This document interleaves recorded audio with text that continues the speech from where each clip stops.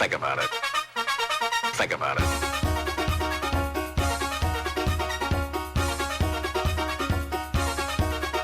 Think about it. And welcome everybody to High School Basketball Weekly. I'm Tim Morey alongside of John Bird, who is filling in for our regular co-host, Rick Buell, who is a little bit under the weather. And Rick, we hope you're going to be feeling better soon. But here we are, John. We're into tournament action here in Western Massachusetts high school basketball. And so far, it's been a bang-up opening to this Western Mass tournament. And we're going to get right into it and talk about tournament play in all the divisions. And we're going to start with the D4 girls, Division 4 girls here in Western Massachusetts. And the only team from Northern Berkshire County playing in it. You see the results there, John. You guys covered the game, you and Rick, which Yes. was McKeon Tech, the 7 seed, at home against Pioneer Valley, and they came up on the short end of that one, 45-42, in a close game, but obviously a disappointing one. It was very disappointing, and certainly they battled back. They were down by 11 going into the fourth quarter, and they were down by a little more than that at half. So they really turned it on in the fourth quarter. They went to their press. However, they had opportunity late too, Tim. That they had 2 opportunities to tie the game with a 3-point shot, and both shots did not go in. So they battled back. Give them credit. They fought, like I said, from an 11-point deficit to make it a 3-point deficit. But really, what did them in, I thought, was I think they should have pressured earlier, maybe in the third quarter. But bad free throw shooting, and that really raises its head in high school, in any sport, or college, any level. I meant to say, is that if you miss, they had 11 misses from the free throw line, and Right. I'm sure the coach, when she reviewed the game, and she probably on their exit, talk was that we had to make more free throws. No question about it. So this is a young McKeon team, John. They got the nucleus of their team is going to be back. So, they have a lot to look forward to next year, no question about it. Right. Well, there was not a senior on the team, so they got several juniors, and when they're all returning, whether it's Kaylee Tatro, Grace Towler, and Olivia LaShore, starter, Izzy Lacasse, and then a very surprised Marcy Tatro, who was a freshman at about 5'9", 5'10". Really had come on late in the season, so they have a front court to go with the back court. So they have a lot to look forward to next year, and hopefully they all play in the summer and get better.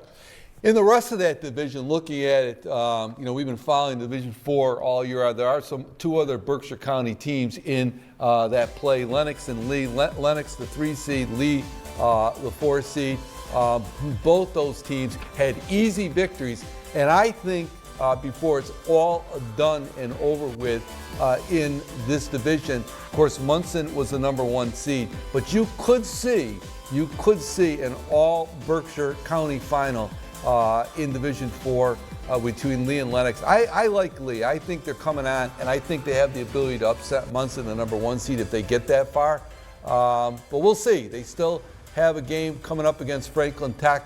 But looking at Division 4, the 2 remaining Berkshire County teams there, Lee and Lennox, are solid squads, and we'll look forward to seeing them hopefully advance to at least the championship round, or at least the semifinals at the Cage in Division 4. Looking now at the D3 boys, and what action we had there. This is quite the division, I think, John, of all the divisions. Of course, the number 1 seeds in that D3 boys, Narragansett and Savas, as well as they got byes, Narragansett and Savas. But look at the action in this division. I think the sleeping team in this division is Monument Mountain. They had a huge victory over Palmer. Dion Brown, outstanding ball player. Well, I got to see him once. That's right. And he came on late. Certainly, it was a very entertaining game, 90 to 87. And if it wasn't for 52 points from McGuire, I don't think they beat. Monument that Right. night. However, I got to watch it. I got to see the young man. He is a great scorer. He averages 20, low 20s, 22, 23, 24 points, and he's very athletic. The team is quick. Yes. They remind me of the old NBA where they want to run the ball every shot they get. Remember the games in the NBA, they go 130 to 120. But what they do is they get the ball and they hurry up so they can score 90, 100. Well, they scored 99. So they can rebound. They got the whole, I think you're right. They got a good package there. And certainly they're tested. You know, Berkshire County, whether it's boys or girls, are very, they play That's right. rough. They're ready for the tournament, I would say. Right.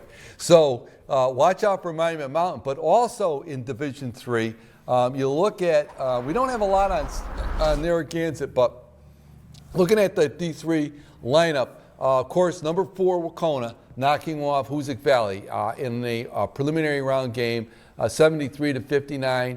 So that eliminates Hoosick Valley. Hoosick Valley had beaten Wacona down at Wacona early in the year in a big upset, but they were unable to do it this time.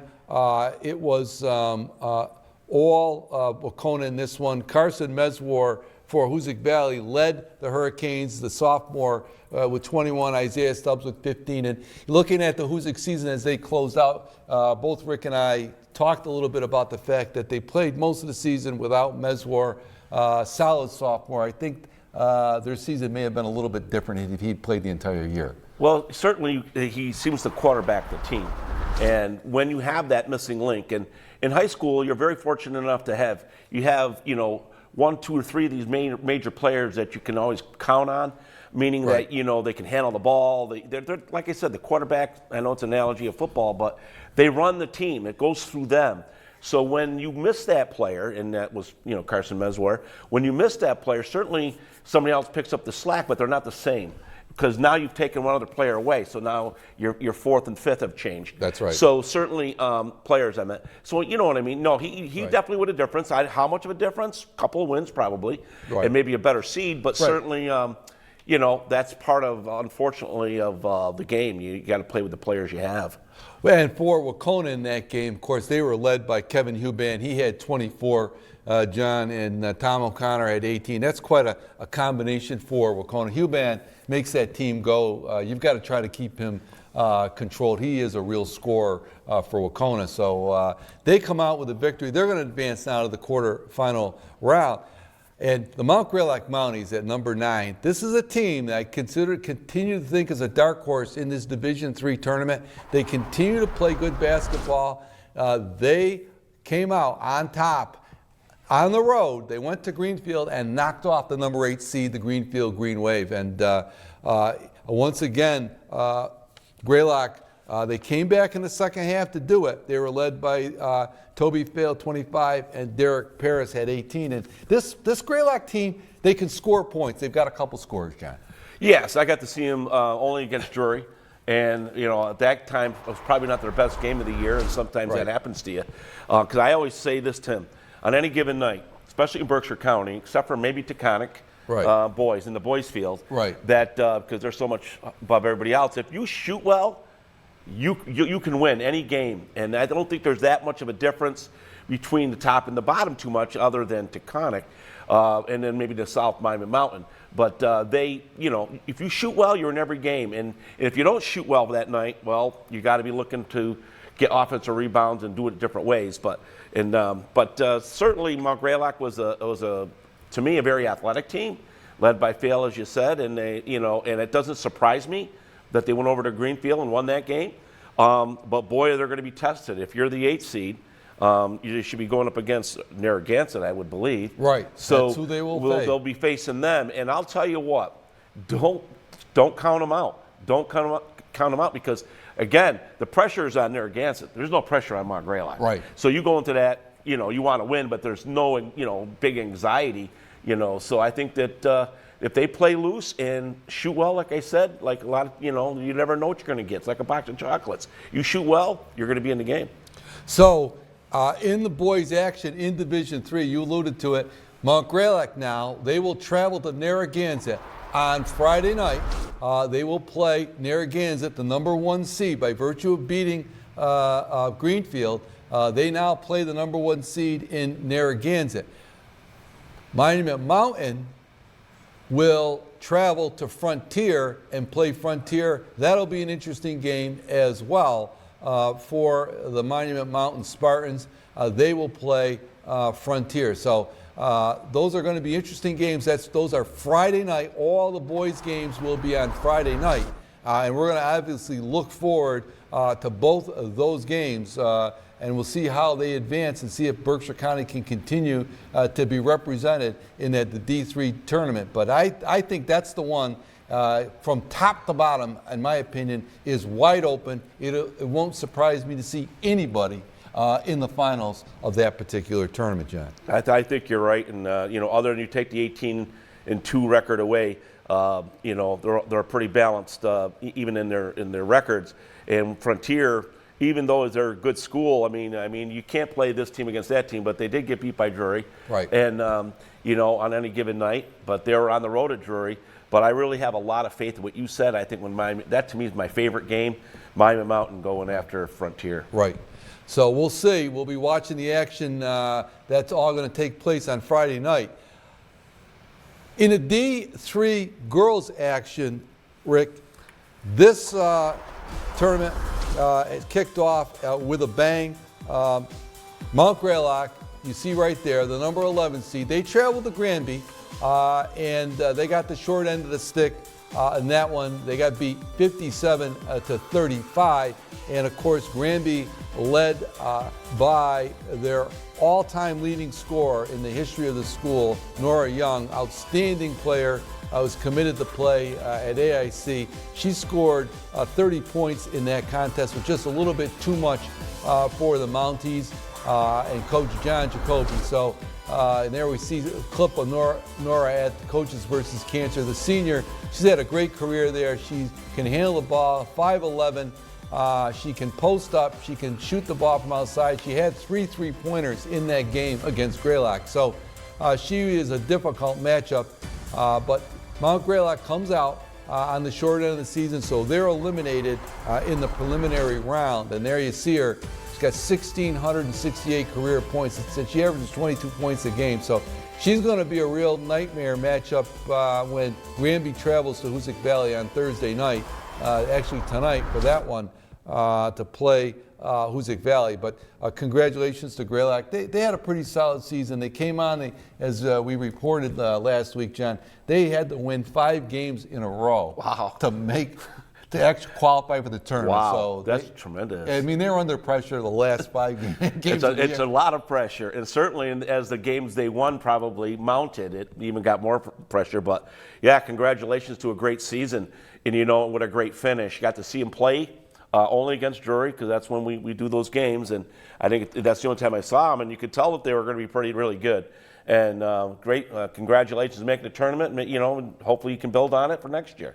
Right, and looking at the rest of the Division 3, in Division 3, of course, the girls, the top 4 seeds got the byes in this one. Wacona, of course, was the number 1 seed at 16-4. Hampshire 2, Hoosick Valley 3, and Greenfield.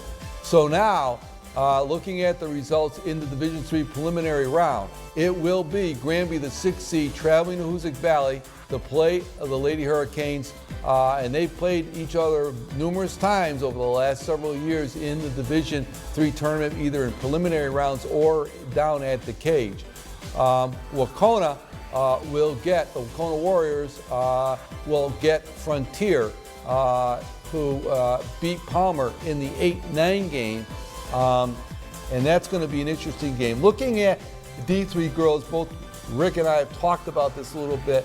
We think this is really a 2-team field. Wacona and Hoosick Valley are the cream of this division, John, based upon what we saw in Coaches versus Cancer and what we've seen throughout the season. But having said that, the Lady Hurricanes at the 3 seed are going to have their hands full with the Granby Rams when they take on Granby, because Nora Young is a real nightmare. Any player, boy or girl, that can shoot from the outside and can also play in a post, that's a problem. Well, it is. And, certainly I've seen her, not this year, but I've seen her 2 prior years for the Coaches versus Cancer up in the Hoosick gym. And I'll say this much. They're used to playing in that gym. That's so right. that gym is not intimidating That's anymore. exactly right. You know, That's a so, very good point. You know, and to me, you know, when you go in there, and sometimes you just walk into a gym, you know, and Hoosick gyms for many, many years, and girls and boys in the past, it was just like, watch out, I'm looking, my eyes are big. So they're going to be comfortable, and I've seen this lady play. So, but here's the, you know, also Hoosick knows them. You Right. know what I mean? That's so right. it's your home court. You got to take care of it. And certainly, you know, I look forward to that. It's tomorrow night, you said that. It is, right. So I think I may even go to that game. And, you know, and I hope, you know, that Hoosick does take care of business. And then another little fact, she's got 1668, you know, That's that right. young. Scott McGuire has 1669. There you So They both got a lot of points. a lot of That's all I points, know. yeah. So I just, when I saw the number, it rang the bell for me. I'm Right. sorry. Yep. And she's tough. But Yeah. the Lady Hurricanes also they present some difficulties for teams too, because throughout the course of the year they have 3 or 4 players who can really shoot it from the outside. Here you see Sarah Field. She actually has the most 3-pointers for Hoosick Valley. She has the ability to play inside and outside. But you've got 3 or 4 young ladies on this team that can really fill it up from the distance, whether it's Sarah Young, Annie Canales off the bench, you see right here. The junior comes in off the bench, and she does a nice job from the perimeter. She's a real sharpshooter. You also have Avery McGrath, the sophomore for Hoosick Valley. So Shaylee Levesque as well. So they've got a lot of scoring options, which makes it so difficult for them to be defended. They just don't have that one person who can shoot it from the outside. And whether it's boys or girls, when you've got multiple weapons, watch out. You're more dangerous. You're more dangerous as a team. Right. And, you know, when you have that ability to, you know, instead of stacking up on one player, you know, if that one player, which is Young in this case, if she has an off night, you know, maybe she doesn't score well from the outside, so she tries to penetrate whatever, or she gets in foul trouble. You never know. But certainly when you have more weapons, it's so good, and that's what's happened to several teams I've seen down the stretch. And I think Hoosick is going to be strong for it. And like you say, you don't key on that 1 or 2 like they've had in the years past. Right. You know, you say Allie Mendel, you know, comes to Right. mind. But in the fields, the one prior, her sister, I forget her name now, but I apologize for that. Right. So yeah, you don't have to key on it. So I think you're a more dangerous team. And again, if you shoot well, watch out. Exactly, and it's one game. One tournament. game. It's a lot on the line now as these teams now playing in the quarterfinal action, and everybody, as you know, John, playing for the opportunity, the prize to go down and play at the cage at UMass. That's really the venue that everybody wants to get to. It's the ultimate. It's ultimate for all the kids, boys, girls. Is that to walk into that gym and play because you know you've had a successful season so far. That doesn't mean you have to continue on, but that means you've had success, and the excitement that they get when they walk into that place, and the games just seem to be magnified with enthusiasm from the crowd, and you know, and it's what they look forward to. The Super Bowl of high school, Western Mass. Exactly. You know? Exactly. That brings us now to Division IV boys action. In the results of the preliminary round, not a lot of surprises here, John. The first 3 teams in the division, Bay State was the number 1 seed, Drury was a 2 seed, and Hopkins Academy, they got the byes in the tournament. But you see, everybody held serve, so to speak, as the higher seeds did prevail. Number 4, Munson, with a convincing victory over Smith Vocational. Lennox, the 5 seed from Berkshire County, handily taking care of Westfield Tech, 71-39. Ware, number 6 seed over Hamden Charter. The 7 seed Turner, 65-52. And then Duggan Academy just hanging on to get by Granby, 60-58. The key, that the games there that we're really kind of focusing in on here, obviously, Lennox, the number 5 seed, they will play Munson. They will travel to Munson to play Munson, and this is a good Lennox team. You saw them play Drury earlier in the year, so we'll be watching them.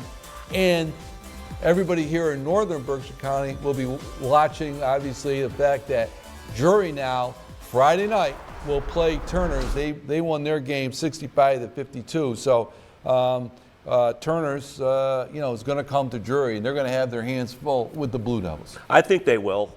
Certainly, you can't take any game for granted, but being around the team all year long and the coach, I will say one thing.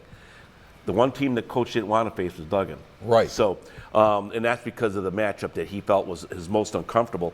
But Drury with Turner's Falls, what's happened the last few games for Drury, as you stated about who's it, girls, how you have multiple players that you got to defend. McGuire, obviously, the world knows about McGuire. Exactly. Here he is right there. You've seen him enough, John. Oh, I've seen him. And he's the complete package. But certainly, he goes left-handed, he goes right-handed, he can penetrate, he can shoot the three, he can shoot the mid-range. That's why he's the player he is. But also what's happened recently, Hunter Sarkis has changed his game to go into penetration mode, not just sitting for the three. There's McGuire again. And I'll tell you, he's changed his game. He penetrates more now. He's on the boards more. He's changed what he's done, and good for him. About halfway during the season, he changed what he was going to do. Now, Timmy Brazo's come on underneath as a force. Early on in the season, foul trouble kind of dogged him a little bit, but now he's starting to score from the inside, excuse me. And there's one kid, a freshman, Louis Gelati. Well, we call him Luigi. So that's our little nickname. We go there. So I nickname everybody, but Luigi, better known as Louis Gelati, has really come on. He's been a force. He can handle the ball pretty well. He gets his shot off. So what McGuire has done is basically, okay, I'm going to dish if you're open. He normally has found those open guys anyway, but he's doing it more now than he ever did. So if you're open, he's going to get the ball to you. And it really is going to be, if Turner Falls just want to key on McGuire, I have full faith that Brazo, Sarkis, Gelati, and Keegan Bidell will add right in there. Sorry, Keegan, about that, but Keegan's been an extra player for them. He's either starter or come as the sixth man. And Keegan Bidell, I think they have the firepower. At least if they go after McGuire, those four gentlemen I just mentioned will pick up the slack. Right, so that game, Drury at the 2 seed in Division 4, that game they will take on Turner's Falls on Friday night at 7 o'clock. That game will be at Drury High School because Drury being the higher seed. And, of course, the victor of that game will get a ticket to the UMass Cage to play in the semifinals of the Division 4 boys tournament. And looking at that D4 boys tournament, you look at the seed that Drury got at number 2, and they really avoided, as you said, they don't have to play Duggan. The only time they have to play Duggan would be possibly if they met in the championship. And likewise, they avoid Lennox. It's nice that two Berkshire schools don't have to meet up, isn't it? Yeah. You just like to see them spaced out a little bit. Because so many years past, it seemed like they matched up. I know it's the Walker system, but it seemed like they just matched up against the Berkshire schools, boys and girls would match up. And, just like when we briefly talked about, the D3 girls, Hoosick and Wacona, we're hoping, as, we're a little biased here, obviously now Mount Greylock's out, that, we want to see those teams end up being in the final. Right. So being that they're, different seeding, it could happen. And certainly as go back to the boys, yes, we got Lennox and Drury. Drury has beat Bay State Academy. I think they beat Hopkins Academy too. I mean, Ricky has all these things, but Lennox, they got beat on a very emotional game by the Lennox Millionaires. But I know that they face them again, I think the result might be a little different for sure. Right. But no, it's a great field, but at least we have two Berkshire schools there. Right. And just talking about the Berkshire schools, we're going to just comment quickly in the Division II girls tournament. Taconic, the number 2 seed in Division II, is going to host Quabbin on Thursday in the D2 quarterfinal round. And on Friday night, while you guys are going to be up at Drury covering the Turner's Falls Drury game in Division 4, Taconic Braves, the number 3 seed in Division II, will be hosting a number 6 Belchertown down at Taconic. So if you're in Pittsfield, you want to see that game. And you, of course, I saw Taconic, you've seen Taconic. they're ranked number 3 in their division, but I think they got the short end of the stick on that one too. I think they're the team to beat in Division 2. Well, I got to see them against Drury, and I also got to call a game for Pittsfield. That's right. And got to see firsthand seeing Sonogo go. Right. And let me tell you, he's 6'8" and he can go. No pun intended. Right. And and certainly they also have Isaac Percy, who was shut down that one particular game, but that senior can play. Right. So certainly, I think they got the shaft. But you know what? You know how you beat that? You just go get it done. That's right. Go get it done. That's right. So we got a lot of high school basketball action coming up now. Quarterfinal action is on tap next on Thursday and Friday. Everyone playing in all divisions for a shot to go to the cage at the University of Massachusetts. We want to wish the best for all the Berkshire County teams that are playing in all the tournaments. I want to thank John Bird, our co-host this evening for High School Basketball Weekly, filling in for the under the weather Rick Bull. Rick, we hope to see you back in here next week. And of course, we'll be covering that game with John up at Drury, between Drury and Turners Falls on Friday night. So for everybody here at Northern Berkshire Community Television, we'll see you next week on High School Basketball Weekly. Good night, ladies and gentlemen.